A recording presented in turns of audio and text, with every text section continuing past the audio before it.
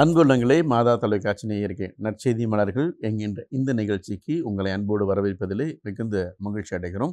உங்கள் அனைவருக்கும் எங்களுடைய வணக்கங்களும் வாழ்த்துக்களும். கடந்த 2 வாரமாக அருள் சகோதரி ஜெயா சூசை அவங்க தங்களுடைய அனுபவங்களை நம்மோடு பகிர்ந்து கொண்டாங்க. நிறைய காரியங்கள். முதல் வாரத்தில் பார்த்திங்கன்னா அவங்களுடைய சைல்டுஹுட், அதோடைய குடும்பத்தை பற்றியும், எப்படி அவங்களுடைய அம்மா வழியாக, அவங்களுடைய அக்கா வழியாக, எலிசபெத் அவங்க வழியாக தேவவெள்ளத்தில் எப்படி கிடச்சிது அப்படிங்கிறத பற்றி அழகாக சொல்லிட்டு இருந்தாங்க. போன வாரத்தில் எப்படி இட்டாலியில் வேலை செஞ்சாங்க, குறிப்பாக சொல்லணுன்னா இளைஞர்கள், இளம் பெண்களை இவங்களுடைய பாட்டு மூலியமாக, அதே போல் ஒரு கிட்டார் பழகினாங்க. அங்கே போய் தான் பழகியிருக்காங்க. பழகும்போது சொன்னாங்க அப்படியே ரத்தம் வரும், அந்த கம்பி கிழிக்கும், ஏன்னா அவ்வளோ குளிர் இருக்கும்னு. அதுலேயும் அவங்க இல்லை, கடவுள் கொடுத்த வாய்ப்புன்னு சொல்லிட்டு அழகாக கிட்டாரு படித்து அது பாட்டெல்லாம் பாடி எத்தனையோ மக்களை ஆண்டோடைய பாதத்தில் கொண்டு வந்தாங்க அப்படிங்கிறத பற்றி அழகாக சொன்னாங்க. அதை விட வயதானவர்கள், ஹஸ்பண்டெல்லாம் இறந்த பிறகு இருக்கிற வயதானவங்களோட எப்படிலாம் பார்த்துக்கிட்டாங்க அப்படிங்கிறத பற்றி அழகாக சொன்னாங்க. அதன் பிறகு கடைசியாக முடிக்கும்போது லண்டனில் போய் வேலை செய்கிறத பற்றி சொன்னாங்க. லண்டனுக்கு பிறகு சிஸ்டர் அங்கே இருந்தீங்க, 1 இயர் இருந்தீங்க. அதன் பிறகு உங்களுடைய பணி எங்கே இருந்துச்சு, எப்படி இருந்துச்சு? போன இட்டலி முடிஞ்சு லண்டனுக்கு 1 வருஷம் முடிஞ்ச பிறகு என்னை ட்ரான்ஸ்ஃபர் டு இந்தியாவில் ஆந்திரா மாநிலம். அதில் ஒரு நக்சலைட்ஸ் ஏரியா இட் இஸ். ஆனால் நாங்கள் இருக்க இடம் சூரியப்பேட். இது ஒரு ஆஸ்பத்திரி, அப்புறம் ஃபார்மேஷன் ஹவுஸு, பிள்ளைங்க சபையில் வளரக்கூடிய இடம். அப்புறம் நான் அங்கே இருந்தேன் அஸ் அ சோஷியல் ஒர்க்கரு. அதனால் அந்த லம்பாடிஸ் கூட போய் வேலை பார்க்க சொன்னாங்க. அது மலைவாசிகள், நீங்கள் கேள்விப்பட்டிருப்பீங்கள்ல, இப்படி நிறைய வளையெல்லாம் போட்டுட்டு கவர் பண்ணி, தலையெல்லாம் கவர் பண்ணி, அவங்க மலைக்குள்ளே இருக்கக்கூடியவங்க. அவ்வளவு அவங்களுக்கு கவர்மெண்ட்லேருந்து என்ன சலுகை வருது, அப்புறம் நம்முடைய பண்பாடுகள்லாம் அவ்வளோவா தெரியாது. முக்கியமாக பெண் குழந்தை பிறந்தா அதை கள்ளிப்பால் கொடுத்து கொண்டுருவாங்க. அப்புறம் அவங்க கர்ப்பிணியாக இருக்கும்போது அந்த என்னென்ன பாதுகாப்புக்காக வேண்டிய இந்த வேக்சினேஷன் அது, அப்புறம் குழந்தை பிறந்த பிறகு என்ன பாதுகாப்பு பண்ணணும், அதெல்லாம் ஒன்றுமே தெரியாது. தடுப்பூசி அந்த தடுப்பூசி போடுறது ஒன்றுமே தெரியாது. அவங்களுக்கு பக்கத்தில் எந்த ஹாஸ்பிட்டல் வசதியுமே கிடையாது. அதனால் அங்கே போய் அவ்வளோ தூரத்துக்கு அப்ரோச் பண்ணுறது, அப்புறம் அவங்க இருக்க இடம்லாம் ரொம்ப பாவமாக இருக்கும், மழையெல்லாம் பெஞ்சால் ஒரு பாதுகாப்பே கிடையாது. அப்புறம் ஆண் ஆதிக்கம். அவங்க என்ன ஒரு சின்ன வியாதி இந்த காலரா இது வந்தால், மற்றபடி எது வந்தால் கூட அதை எப்படி தடுப்புக்கணும், எங்கே போய் எடுக்கணும், ஒன்றுமே தெரியாது. ஸோ அந்த இடத்துக்கு என்னை கேட்டாங்க. சரின்னு சொல்லி என் கூட நிறைய ஸ்டாஃப்லாம் இருந்தாங்க ஹெல்ப் பண்ணக்கூடியவங்க. நாங்கள் பேசுகிறது தெலுங்கு, ஆந்திராவில் தெலுங்கு தானே பேசுவோம், தெலுங்கு. ஆனால் அவங்க பேசுகிறது வேறு மொழி. அவங்கள அப்ரோச் பண்ணணும்னா அவங்களுக்குள்ள கொஞ்சம் பேருக்கு ட்ரைனிங் கொடுத்து அவங்கள நல்ல விதத்தில் பண்ணி, அவங்களுக்கு இதை பற்றி கவர்மெண்டில் என்னென்ன சலுகை இருக்குது, அப்புறம் அந்த நீங்கள் கர்ப்பிணியாக சேஃப் மதர்ஹுட் சைல்ட் சர்வைவல், அதுக்கு பேர் டைட்டில். அதனால் அந்த மதர்ஸை எப்படி காப்பாற்றுறது, குழந்தை வயிற்றில் இருக்கும்போது எப்படி, குழந்தை பிரவசமான பிறகு எப்படி, அதுக்கு வேண்டியது எல்லாத்தையும் சொல்லி கொடுத்த பிறகு அவங்களுக்குன்ட்டு எங்கள் ஹாஸ்பிட்டலில் ஃப்ரீ மெடிசன்ஸு அதெல்லாம் நாங்கள் கலெக்ட் பண்ணி ஒரு எல்லா கார்டு கொடுத்துருவோம். அப்படி ஒரு 500 ஃபேமிலிஸ் வி ஹவ் டேக்கன். அப்புறம் அந்த பிள்ளைங்களுக்கு எஜுகேஷனை பற்றியோ ஒன்றும் தெரியாது. அதனால் நாங்கள் அந்த பிள்ளைங்களுக்கு எஜுகேஷன் கொடுக்கணுன்னா எங்கள் ஸ்கூல் இருக்குது, அதில் பக்கத்தில் அந்த ஸ்கூலில் ஃப்ரீ எஜுகேஷன் அப்படி அதில் ஜாயின் பண்ணி விட்டுட்டோம். அப்புறம் அவங்கள்ட்ட நிறைய லேடிஸை நாங்கள் நல்லா ப்ரிப்பேர் பண்ணி அவங்க லாங்குவேஜை வழியாகவே எல்லாத்தையும் சொல்லி கொடுத்து, கவர்மெண்டில் போய் எங்கெங்கே எந்த உதவி என்னென்ன வீடு கட்டுறதுக்கோ, தண்ணி வசதியோ எல்லாமே, லேண்டில் ஏதாவது ப்ராப்ளம், ஏதாவது ஹெல்ப்போ எல்லாம் சொல்லி கொடுத்துட்டோம். அப்படி சொல்லி கொடுத்து கொஞ்சம் கொஞ்சமாக அவங்கள அப்ரோச் பண்ணும்போது முதல்ல அவங்க நம்மகிட்ட பார்ப்பாங்க, நம்ம எந்த மனப்பான்மையோடு அவங்கள அப்ரோச் பண்ணுறோம், நம்மளுக்கு உண்மையாகவே அவங்க மேலே இன்ட்ரெஸ்ட் இருக்கா, நம்ம இன்ட்ரெஸ்ட் எடுத்து அதெல்லாம் செய்கிறோமா, நம்முடைய ஊழியத்தில் அவங்க அதில் இறைவனுடைய பிரச்சனத்தை உணர முடியுமா. அதான் அங்கே அவங்ககிட்ட எல்லாம் போய் நற்செய்தியை வாசிக்கிறதெல்லாம் ஒன்றும் கிடையாது. ஏசு என்ன செய்தார், போனார், மக்கள்கிட்ட போனார், ஏழை மக்கள்கிட்ட போய் அவங்களுக்கு என்னென்ன தேவைன்னு பார்த்து அதை செய்தார். அதே தான் நாங்கள் செய்தோம். அப்படி செய்யும்போது அது 14 வருஷமும் 14 நாள் மாதிரி ஆயிட்டு. ஒரு தடவை நம்ம அவங்களுக்காண்டி வாழ்கிறோன்னு தெரிஞ்சு அவங்க உயிரை கூட கொடுப்பாங்க. அப்படிப்பட்டவங்க சில ஃபங்க்ஷன் வரும்போது நான் அவங்க ட்ரெஸ்ஸே போட்டிருக்கேன். ட்ரெஸ்ஸை போட்டு அவங்க அந்த ஃபோட்டோவில் இப்போ 40 வருஷம் ஆகிட்டு போய் அந்த முடிஞ்சாலும் ஒரு சில ஃபோட்டோ இருக்குது. ஆனால் அவங்க கூட டான்ஸ் ஆடுறது, அவங்க கல்ச்சர் மாதிரி என்னெல்லாமோ ப்ராக்டிஸ் பண்ணுறது, அவங்க ஸ்கூலுக்கு ப்ரிப்பேர் பண்ண சாப்பாடை ஒன்றா அந்த ஒரு ஃபேமிலி அட்மாஸ்பியரை உருவாக்கிட்டோம். அதனால் ஈஸியாக நாங்கள் சொல்லிக் கொடுக்குறதெல்லாம் லேர்ன் பண்ணி இப்போ பார்க்க போனால் அவங்க பனைமரம் மேலே உயர்ந்துட்ட பிள்ளைங்கள்லாம் நல்ல பெரிய பெரிய பதவியில் இருக்காங்க. நல்ல முன்னால் மாதிரிலாம் கிடையாது. அவங்களுக்கு நல்ல வீடு, சுகாதாரம்னா என்னது, குழந்தை பிறந்தோடனே என்ன செய்யணும், குழந்தை வயிற்றில் இருக்கும்போது என்ன பார்க்கணும், அப்படிலாம் நம்ம சொல்லிக் கொடுக்காமலே ஒருத்தருக்கு ஒருத்தர் அவங்க எஜுகேஷன் பண்ணி நல்லா வந்துட்டாங்க. அந்த வேலையை ஒரு 14 வருஷம் நான் வந்து சந்தோஷமாக செய்தேன். எப்போவுமே எனக்கு வந்து வேலை முடிஞ்ச உடனே நான் வீட்டுக்கு வரும்போது ஆண்டவர்கிட்ட உட்காந்து ஜெபிப்பேன். எனக்கு வந்து நான் என்னால் ஒன்றுமே செய்ய முடியாது. அந்த பாலடிகார் சொன்ன மாதிரி மை கிரேஸ் இஸ் சஃபிஷியன்ட் மாதிரி, என் கிருபை உனக்கு போதும். அதனால் என்ன கஷ்டமோ என்ன துன்பமோ அவங்ககிட்ட போகும்போது ஒரு மாதிரி முகத்தை காட்டுறதோ கிடையவே கிடையாது. அவங்கெல்லாம் ஆண்டவரால் கொடுக்கப்பட்ட மக்கள். அதுக்காண்டி என்னுடைய வாழ்க்கையை நம்ம அர்ப்பணிச்சிருக்கோம் அப்படிங்கிறனால அப்புறம் எங்களோட கூட செய்கிற ஒர்க்கர்ஸ் ரொம்ப நல்லவங்க. அவங்களுக்கும் நல்ல விதத்தில் அவங்கள ட்ரீட் பண்ணி கூட பிறப்பு மாதிரி வச்சு பார்த்துக்கிட்டு அவங்களோட ஒன்று சேர்ந்து அவங்க நல்ல மனசார அவங்கள எப்படி கொண்டு வர முடியுமோ அப்படி கொண்டு வந்து அதெல்லாம் கூட அதுக்கப்புறம் நான் பின் வாங்கிட்டேன். ஏன்னா அவங்க ஒரு தடவை வாழ்க்கையில் முன் வந்த பிறகு நான் தான் அங்கே நின்றுட்டு அப்படிலாம் கிடையாது. ஆண்டவர் கொடுத்த கூடையே நான் கொடுத்தேன். அவங்க நல்லா இருக்காங்க. Very nice. நக்ஸலைட்டோட நீங்கள் வேலை செஞ்சீங்க, அதாவது அங்கே இருந்த இடத்துல வேலை நக்ஸலைட்ஸ் இருந்தாங்க. அவங்களெல்லாம் பார்த்துட்டு நம்ம பயந்து போய் நான் போக மாட்டேன் அப்படிலாம் சொல்லலை. சோஃபார் அவங்க எங்களுக்கு தொந்தரவே தரல. சில இடத்துல இருந்தது, சில இடத்துல இல்லை. அந்த மாதிரி தொந்தரவுகள் அப்படின்னு சொன்னீங்களா? ஏதாவது அந்த மாதிரி அனுபவங்கள் தான் இருக்கு உங்ககிட்ட? நம்மளே நம்ம பாதுகாத்துக்கிடணும், அதான். ஆனால் வந்து இட் வாஸ் தேர் பிகாஸ் அவங்களாம் வருவாங்க போவாங்கன்னு சொல்லிட்டு நம்ம ஒதுங்கி இருக்க முடியாது. ஏன்னா ஒரு தடவை நம்ம வாழ்க்கை அர்ப்பணிச்சா அந்த வாழ்க்கையில் அது என்னென்ன கஷ்டங்கள் வரும்போது அன்னைக்கு எத்தனையோ வருடம் நான் வந்து மிஷன் சேவையில் நிறைய இடத்துக்கு போயிருக்கேன். தனியாக போயிருக்கேன், வந்திருக்கேன், இருந்திருக்கேன். ஆனால் ஆண்டோடைய பற்றுதல் அவருடைய கரை இறுகமாக இருக்கும்போது என்னை ஒன்றும் யாராலையும் செய்ய முடியாது. அதுக்காண்டு பயந்து போய் ஐயோ நக்ஸலைட்ஸ் வருவாங்க நான் போய் செய்ய மாட்டேன்னா அவங்கள யார் பார்த்துக்கிடுவாங்க? அதனால் அந்த நம்பிக்கை இருக்குது. ஒரு சைடு நெகட்டிவாக இருந்தாலும் ஒரு side positive. The God's hand, mother's hand is there, Mother Mary's hand. So in that way we clash also, there is a relief. But எல்லாத்தையும் நம்ம ஃபேஸ் பண்ணணும், அல்லாட்ட அடுத்தவங்க முன்னேற முடியவே முடியாது. சரி சிஸ்டர், நக்ஸலைட்ஸில் அங்கே முடிச்சிட்டிங்க, அதுக்கப்புறம் வேறு எங்கே இருந்தீங்க? 2017 பணிமாற்றம் ஃபாதர். அப்போ நான் வந்து ஒரு 45 வருஷம் வேலை பார்த்தனால ஒரு பிரேக் இருக்கும் எனக்கு. அதில் நான் போய் சம் கவுன்சிலிங்கு அப்புறம் ஸ்டடீஸ்லாம் முடிச்சுட்டு 18 வந்து ஏலகிரியில் சலேஷன்ஸ் இதில் அவர் தான் எனக்கு நிறைய ஹெல்ப் பண்ணார். அந்த ஃபாதர் பிரின்சிபால். மலைக்கு மேலே இருக்கு, ஏலகிரி மலைன்னு சொல்லுவாங்கல்ல, அதில் இந்த மக்கள் தான் புரோக்கன் ஃபேமிலிஸு, பிரிந்து போன குடும்பங்கள், விடுபட்ட குடும்பங்கள், அப்படி நிறைய பிள்ளைங்க. அந்த பிள்ளைங்களை செலக்ட் பண்ணி அப்படி நிறைய பிள்ளைங்களுக்கு எஜுகேஷன் கொடுத்துட்டு இருந்தாங்க. டிகிரி படிக்கலாம் அப்படின்னு எல்லாமே ஃப்ரீ எஜுகேஷன். நல்ல அப்போ அங்குள்ள சிஸ்டர்ஸ் 3 பேர் போயிட்டாங்க.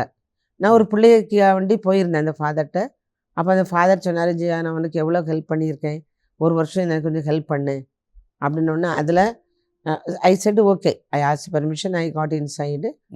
அப்போ வந்து அங்கே வந்து பிள்ளைங்களுக்கு கவுன்சிலிங், நர்ஸு, வார்டன் 3ஐயும் நான் செய்தேன். 240 பிள்ளைங்க அங்கே இருந்தாங்க. ஆமாம், அது வந்து ரொம்ப ரொம்ப கஷ்டமான வேலையாக இருந்தாலும் அதையும் நான் நல்லா ஏற்றுக்கிட்டு அந்த பிள்ளைங்களை எப்படி கவனிக்க முடியுமோ, அந்த பிள்ளைங்களுக்கு எப்படி அந்த நம்ம குடும்ப அன்பை கொடுக்க முடியுமோ, கடவுளோட பயத்தை கொடுக்க முடியுமோ, நிறைய விதங்களாக நடக்கும்.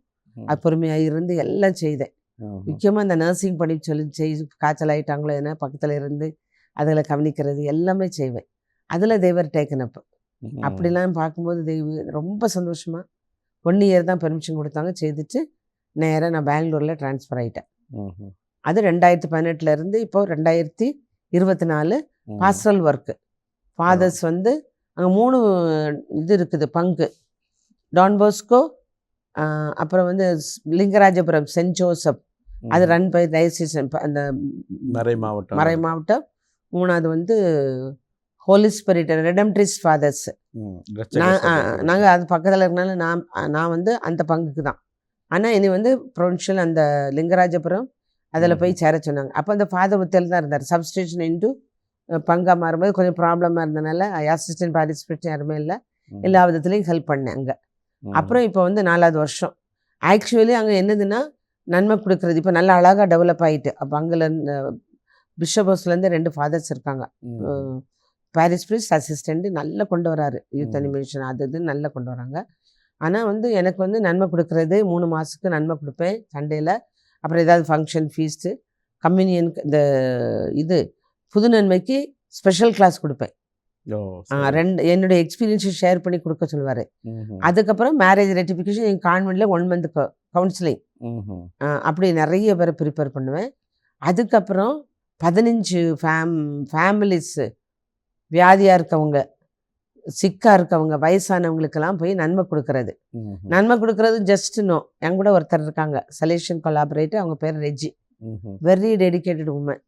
அவங்க வருவாங்க, அவங்களும் ஏஜ்டு தான், இருந்தாலும் என் கூட வந்து நாங்கள் ஒவ்வொரு வீட்லேயும் 20-25 நிமிஷம் ஸ்டார்டிங்னா ரொம்ப நேரம் அவங்க கதையெல்லாம் கேட்டுட்டு அவங்களுக்கு நல்ல ஆறுதல் சொல்லிவிட்டு வேர்ட் ஆஃப் கடை திறந்து வச்சு நன்மை கொடுக்க முன்னால் கேண்டில் பொருத்தி அந்த அன்னைக்குள்ள வேர்ட் ஆஃப் கடை படித்து அதில் ஆண்டவர் என்ன பேசுகிறான்னு சொல்லி அதுக்கப்புறம் ஸ்பான்டேனியஸ் ப்ரேயர் நல்ல அவங்கள ஆறுதல் படுத்துறதுக்கு.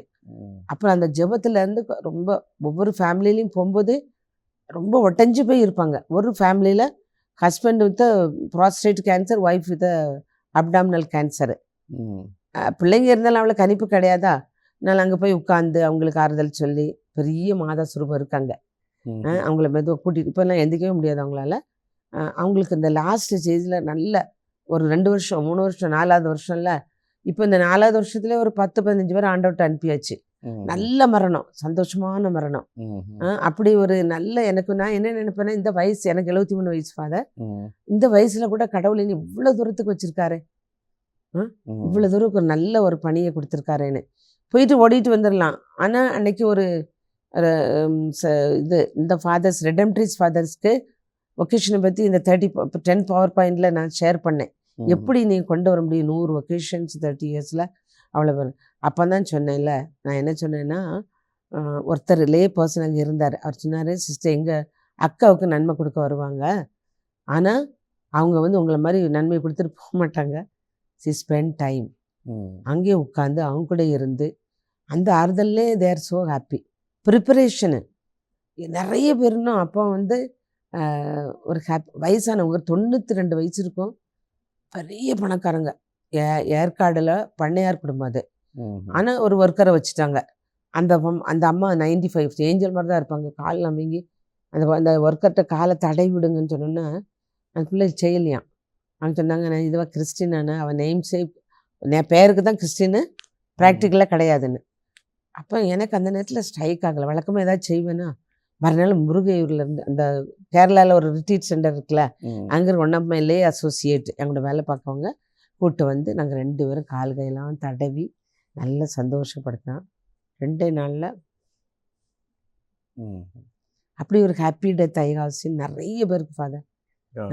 அதனால் ஐ ஃபீல் என்னதுன்னா, நான் ஆண்டவருக்கு கொடுத்தது கொஞ்சம் தான், அவர் என்னை நிறைய இந்த அப்புறம் எனக்கு பிறந்த நாள் வந்து அந்த விதமாக என்னை பிடிச்சி முத்தி ஆசீர்வாதம் பண்ணி ஜெபம் பண்ணி அனுப்பும்போது அதை ரியலி ஐ கனாட் ஃபர்கெட். இதை விட எனக்கு என்ன வேணும் ஃபாதர்?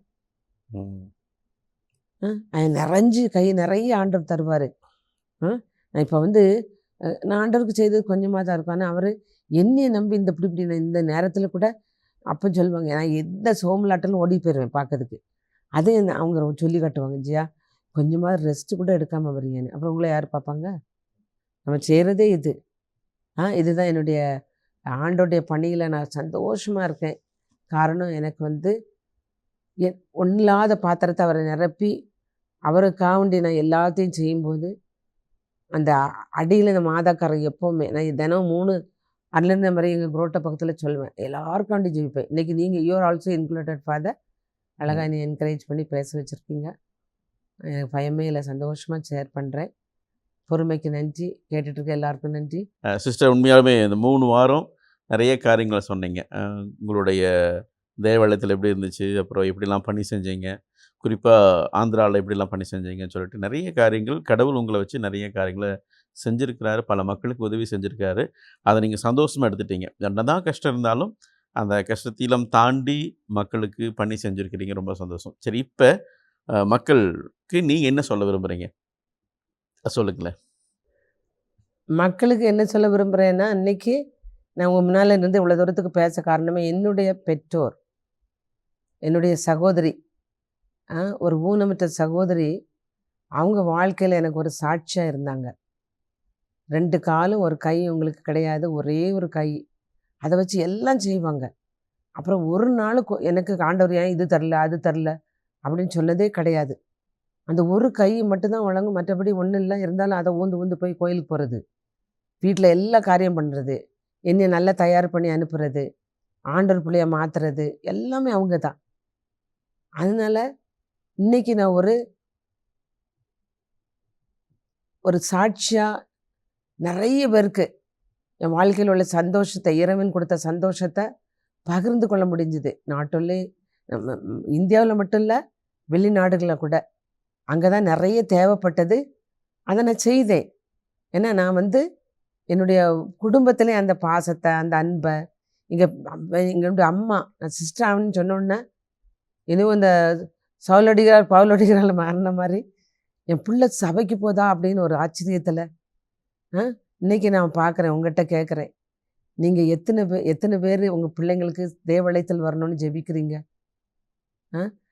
இன்னைக்கு நம்மளுடைய வாழ்க்கை சின்ன வயசுக்கோ பெரிய வயசுக்கோ கிடையாது. இந்த இது கொரோனா அந்த டைமில் எப்படிலாம் நம்ம இறந்தோம், எப்படி எத்தனை இறப்புகளை பார்த்தோம். ஆனால் கடவுள் கொடுத்துருக்கிறது ஒரு சில காலம், நிறைய விதத்தில் அவர் காட்டிகிட்டே வராரு. சோதகுமாரா கன்வெர்ட் ஆகி மக்கள் ஆண்டவரை பின்பற்றினாங்க. ஆனால் நம்ம எத்தனையோ காரியங்களை பார்த்து நம்ம அப்படியே இருக்கிறோம் அப்படின்னு ஒரு ஃபாதர் ப்ரீச் பண்ணார். ஆனால் உங்கள்கிட்ட நான் என்ன கேட்குறேன்னா, நீங்கள் தான் அவங்களுக்கு வழிகாட்டுகள். ஒரே பிள்ளை 2 பிள்ளை என்னாலலாம் அனுப்ப முடியாதுன்னு தான் நான் கேள்விப்பட்டிருக்கேன். கிடையவே கிடையாது. அந்த ஒரு பிள்ளையோ 2வது பிள்ளையோ ஆண்டவர் வேணும்னு கேட்டால் என்ன செய்வீங்க? அந்த பிள்ளைங்களுக்கு ஊக்கம் கொடுக்குதே உங்களுடைய சாட்சி நிறைந்த வாழ்க்கை. வெளிநாட்டில் நான் போனால் எல்லாம் புரோக்கன் ஃபேமிலிஸாக இருந்தாலும் நம்முடைய இந்தியன் மக்கள் ஆர் யுனைடெட், லவ்விங், அப்படி இப்படின்னு ரொம்ப அன்பாக இருப்பாங்க, ரொம்ப பாசமாக இருப்பாங்க, பக்தியாக இருப்பாங்க, பூசைக்கு போவாங்க, ஆண்டவர்கிட்ட வழியில் நடப்பாங்கன்னு சொல்கிறேன். ஆனால் இந்த வருடம், இத்தனை வருடம் சிஸ்டராகி 50 வருஷம் ஆகுது. 50 வருஷத்துலேயும் எங்கள் அம்மா, எங்கள் அக்கா, எங்கள் அப்பா, அவர் மௌனமாக இருந்தாலும் அவர் எனக்கு ஜெபிச்சிருப்பார். அண்ணனுடைய உடன்பிறப்புகள், அவங்களுடைய ஜெபந்தான் என்னை வளர்த்துக்கிட்டே இருக்குது. அவங்க இல்லை, சில பேர் இல்லை, இருந்தாலும் அவங்க எனக்காண்டி வேண்டிகிட்டு இருக்காங்க. அவங்க சந்தோஷப்படுறாங்க, அவங்க எனக்கு மேலேருந்து ஆசீர்வாதத்தை பொழிகிறாங்க. நான் லாஸ்ட்டு டைமு இங்கே ஹோலிகோஸ்ட் சர்ச்சில் நான் இருக்கிற இடத்துல பெங்களூரில் ஒகேஷன் கேம்ப் வச்சு no parents bringing the children. இவ்வளோ தூரம் ஆண்டவர் உங்களுக்கு இவ்வளோ ஆசீர்வாதத்தை கொடுத்துருக்கும் போது பல இடங்களில் பார்க்குறோம், என்னெல்லாமோ நடக்கு. நம்மளை மட்டும் பாதுகாப்பாக வச்சுருக்க இறைவனுக்கு, அவருக்கு நம்ம என்ன கொடுக்குறோம்? ஒரு அழைத்தலுங்கிறது பெரிய கிருபை. அது ஒரு ப்ரீஸ் ஆகிறதோ ஒரு சிஸ்டர் ஆகிறதோ அது பெரிய காரியம். நம்மளே அதை ஊட்டி வளர்க்காட்ட அந்த பிள்ளைங்க என்ன ஆகும்? இப்போ குடும்பத்தில் பிள்ளைங்களால் நீங்கள் கஷ்டப்படுறீங்க, நான் பார்க்குறேன்ல. ஃபேமிலி விசிட்டு போனால் பெற்றோர் கஷ்டப்பட்டு ஆளாக்கி விட்ட பிள்ளைங்களை அதுக்கெல்லாம் தனியாக விட்டுட்டு கண்ணீர் வடிக்கிறத பார்த்துருக்கேன். ஆனால் இன்னும் அவங்க அன்பு செய்கிறாங்க அவங்க பிள்ளைங்களை. உங்கள்கிட்ட நான் கேட்குறதெல்லாம் ஒன்றும் கிடையாது. உங்களுக்கு நான் சொல்கிறதெல்லாம் ஆண்டவருடைய ஞானத்தை நீங்கள் எப்போ உங்கள் பிள்ளைங்களுக்கு கொடுக்குறீங்களோ அன்னைக்கு தான் உங்கள் குடும்பத்துக்கு பெரிய ஆசீர்வாதம் வரும். ஆண்டவர் எது கேட்டாலும் தருவார். நம்ம கேட்குறத பன்மடங்காக தன்னையே கொடுத்துருக்காரு. அவருக்கு நம்ம நிறைய நான் உங்களுக்கு செய்திருக்கேன். நீங்கள் என்ன செய்ய போகிறீங்க? உங்களுடைய ஆசீர்வாதம் தான் உங்கள் பிள்ளைக்கு வரும். உங்களுடைய எடுத்துக்காட்டு, நீங்கள் எப்படி சாட்சியாக வாழ்கிறீங்களோ, என்றைக்கு ஆண்டவர் பிள்ளைகளாக மாற செய்கிறீங்களோ அன்னைக்கு தான் நம்ம குடும்பத்தில் ஒரு நிலையான சமாதானமும் அன்பும் பாசமும் இருக்கும். இதை என்னுடைய வேண்டுகோள். நான் எனக்கு இந்த சான்ஸை கொடுத்த இறைவனுக்கு நன்றி. அதே நேரத்தில் என்னோடு இருந்து நீ வழிநடத்திய மாதாவுக்கு நன்றி. இதோ பொறுமையாக இருக்கும் ஃபாதர் புஷ்பராஜ் வின்சென்ட் அவர்களுக்கும் நன்றி. என்னை நல்ல முறையில் என்னை பேச வச்சு என்னை நிலைப்படுத்தி இந்த அருமையான இந்த வாழ்க்கை சரித்திரம். இது நானும் கதையெல்லாம் கிடையாது, என்னுடைய சொந்த வாழ்க்கை. இன்னும் நான் ஆண்டோடைய வழியில் நடக்கணும், நிறைய செய்யணும்னு நினைக்கிறேன். எனக்கு அப்படி ஜெபிங்க. That's all I ask you. நன்றி. சிஸ்டர் நல்ல ஒரு அருமையான ஒரு மெசேஜ் கொடுத்தீங்க. பெற்றோர்கள் தேவ இல்லத்திற்கு ஒரு முன்மாதிரியாக இருக்கணும், ஊக்குவிக்கணும்னு சொல்லி அழகாக சொன்னீங்க. Thank you sister. மாதா தொலைக்காட்சி சார்பாகவும் அதாவது நேயர்கள் சார்பாகவும் நீங்கள் வந்து உங்களுடைய அனுபவங்களை இந்த கடந்த 3 வாரமாக எங்களோடு பகிர்ந்திருக்கீங்க. ஆகவே உங்களுக்கு என்னுடைய மனமார்ந்த Thank you, நன்றிகளை Father. தெரிவிச்சுக்கோ. I'm thank you very sister. thankful to pray for me. கண்டிப்பாக. அன்பு உள்ளங்களே, அருமையான ஒரு சகோதரி நிறைய காரியங்களை பகிர்ந்து கொண்டார்கள். மீண்டும் அடுத்த வாரம் ஒரு புதிய நற்செய்தியாளரோடு உங்களை சந்திக்க இருக்கிறேன். அதுவரை உங்களிடமிருந்து விடைபெறுகிறோம். நன்றி, வணக்கம்.